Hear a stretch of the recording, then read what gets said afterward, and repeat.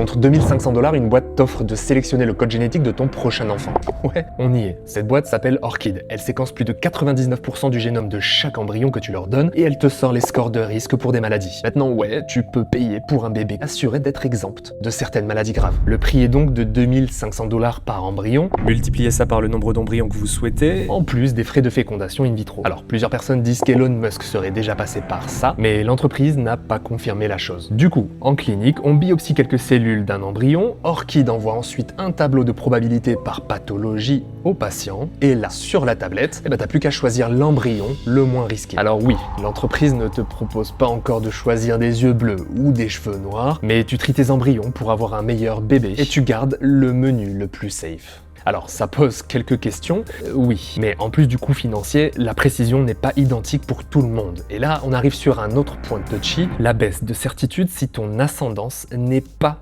européenne. Cette limite est liée à l'entraînement de leur modèle qui a surtout été fait sur une population caucasienne européenne, ce qui donne une première impression de forme de racisme scientifique. Après, ça tendra à bouger avec le temps et avec les usages. En fait, la sélection polygénique existait déjà chez d'autres entreprises, mais la vraie nouveauté chez Orchid, c'est cette lecture quasi complète du génome humain, en tout cas dans les populations caucasiennes. Alors on voyait aussi déjà ça dans les fictions des meilleurs des mondes ou Bienvenue à Gataga, mais maintenant oui, ça y est, tu peux payer pour un bébé quasi assuré d'être exempt de certaines maladies, c'est maintenant ok. Après, pas à la portée de tous. Perso, comme j'en avais déjà parlé dans une de mes toutes premières vidéos l'année dernière, je reste perplexe sur ce genre d'avancée, mais toi, tu choisirais la loterie ou la sélection ?